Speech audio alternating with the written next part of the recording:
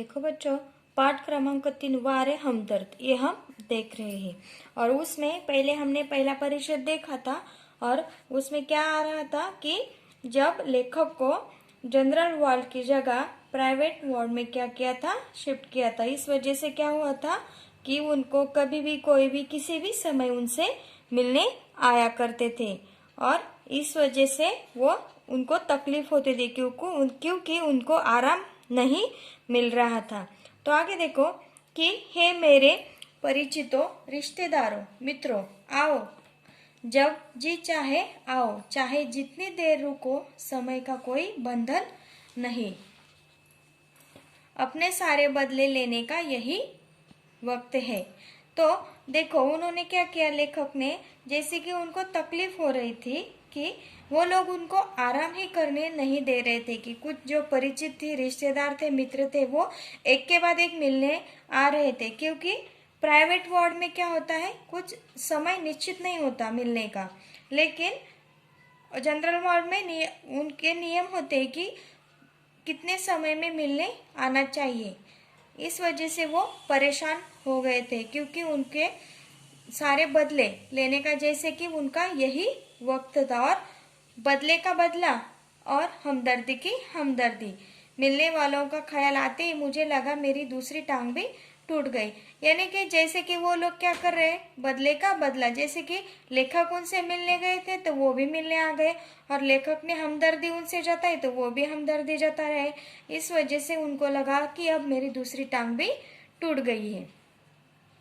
मुझसे मिलने के लिए सबसे पहले वे लोग आए जिनकी टांग या कुछ और टूटने पर मैं कभी उनसे मिलने गया था। मानो वे इसी दिन का इंतजार कर रहे थे कि कब मेरी टांग टूटे और कब वे अपना एहसान चुकाए। इनकी हमदर्दी में यह बात खास छिपी रहती है कि देख बेटा, वक्त सब पर आता है। तो देखो, एहसान का मतलब है कृतज्ञता और हमदर्दी का मतलब है सहानुभूति। तो लेखक बोल रहे हैं कि जैसे कि जो लोग उनको मिलने आए थे, उनको कभी लेखक भी मिलने गए थे, कभी उनकी टांग टूटने पर, कभी उनसे कोई और वजह से मिलने गए थे। जैसे कि अब वो लोग उनको बोल रहे कि हम अपना एहसान चुकाने आ गए क्योंकि लेखक भी उनसे मिलने गए थे। और जैसे कि वो हमदर्दी के बजाय अपने मन में बोल रहे हैं कि वक्त सब पर आता है, यानी कि किसी का भी वक्त क्या होता है, अच्छा नहीं होता है। किसी का वक्त अच्छा होता है और किसी का वक्त बुरा होता है। कभी न कभी सबको ये इसका सामना करना पड़ता है। आगे देखो, दर्द के मारे एक तो मरीज को वैसे ही नींद नहीं आती, यदि थोड़ी बहुत आ भी जाए तो मिलने वाले जगा देते हैं। देखो लेखक क्या बोल रहे कि जब मरीज को दर्द होता है तो वैसे भी उसको क्या होती है, नींद नहीं आती क्योंकि उसको दर्द हो रहा होता है। और उतने भी अगर उनको दवाई का असर होता है तो उनको थोड़ी बहुत नींद आ जाती है। लेकिन उसी समय क्या होता है कि कुछ लोग उनसे मिलने आकर उनको जगा देते हैं। और खासकर वे लोग जो सिर्फ औपचारिकता निभाने आते हैं, यानी कि जो लोग औपचारिकता यानी कि दिखावा करने के लिए वो आ जाते हैं कि हाँ देखो अब हम लोग भी तुमसे मिलने आ गए, तुम बीमार हो ना इस वजह से, तो उनकी वजह से उनको ज्यादा तकलीफ होती है और इन्हें मरीज से हमदर्दी नहीं होती, ये सिर्फ सूरत दिखाने आते हैं। और जो लोग औपचारिकता निभाने के लिए आते हैं वो क्या करते हैं, उनको मरीज से कुछ हमदर्दी नहीं होती है। हमदर्दी यानी कि क्या बोला था हमने, सहानुभूति। वो उनको कोई सहानुभूति वगैरह नहीं होती है, वो सिर्फ दिखावे के लिए आते हैं और अपनी सूरत दिखाकर चले जाते हैं। ऐसे में एक दिन मैंने तय किया कि आज कोई भी आए मैं आंख नहीं खोलूंगा, चुपचाप पड़ा रहूंगा। तो इस परेशानी की वजह से उन्होंने क्या किया कि एक ठान ली कि मैं आंख नहीं खोलूंगा, मैं कोई भी आए तो मैं चुपचाप पड़ा रहूंगा, आए और चला जाए। लेकिन ऐसा कुछ भी नहीं हुआ। तो आगे देखो क्या हुआ कि ऑफिस के बड़े बाबू आए और मुझे सोया जानकर वापस जाने के बजाय वे सोचने लगे कि यदि मैंने उन्हें नहीं देखा तो कैसे पता चलेगा कि वे मिलने आए थे। तो देखो, जब वो उनके ऑफिस के बाबू उनको मिलने आए तो उन्होंने देखा कि लेखक सो रहे, लेकिन अगर वो उन्होंने सोचा कि हम वैसे ही चला जाऊं तो उसको पता नहीं चलेगा कि मैं आए थे, इसलिए वो वहां पर ही रुके रहे। और उन्होंने क्या किया पहले, अतः उन्होंने मुझे धीरे धीरे हिलाना शुरू किया। फिर भी जब आंखें नहीं खुली तो उन्होंने मेरी टांग के टूटे हिस्से को जोर से दबाया। तो देखो उनके जो साहब थे उन्होंने क्या किया, पहले तो रुके रहे, फिर भी उनको लगा कि मुझे उनसे मिलना जाना ही पड़ेगा, मिलकर जाना पड़ेगा, इसलिए उन्होंने क्या किया, उसको हिलाना शुरू किया।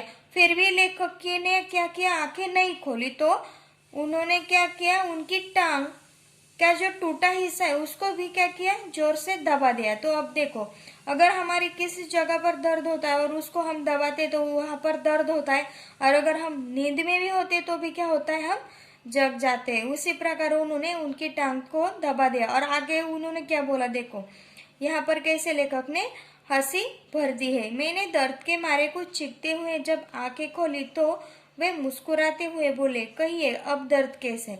अब देखो पहले तो उनको दर्द दिया और फिर बाद में क्या पूछा, कहिए अब दर्द कैसा है। लेखक ने देखो कैसे इसमें क्या क्या है, हास्य भर दिया है कि उन्होंने उनको पहले दर्द दिया और वापस पूछा कि अब दर्द कैसा है। आगे देखो, मोहल्ले वाले अपनी फुर्सत से आते हैं। उस दिन जब सोनाबाई अपने 4 बच्चों के साथ आई तो मुझे लगा कि आज फिर कोई दुर्घटना होगी।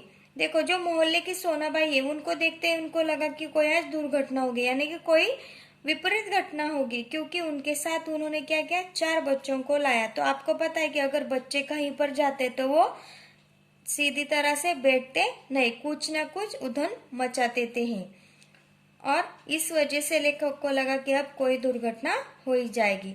आते ही उन्होंने मेरी ओर इशारा करते हुए बच्चों से कहा, ये देखो चाचा जी।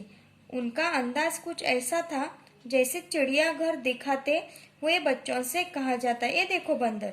अब देखो इसमें कैसा हास्य डाला है लेखक ने कि जो सोनाबाई उनको मिलने आ गई थी तो उन्होंने अपने बच्चों को बता दिया कि ये देखो चाचा जी। और लेखक ने उसको क्या कह दिया कि जैसे वो बोल रही है कि चिड़ियाघर में देखते हुए कि बच्चों ये देखो बंदर। तो देखो ये तो एक दुर्घटना का पाठ है, लेकिन इसमें लेखक ने कैसा हास्य भर दिया है। अब देखो परिच्छेद 2 हो गया। अब परिच्छेद 2 के क्वेश्चन आंसर मैं आपको भेजूंगी, आप उनके उत्तर लिख लेना और अच्छी तरह से वीडियो सुन लेना। अब आगे का परिच्छेद अगले वीडियो में भेज दूंगी।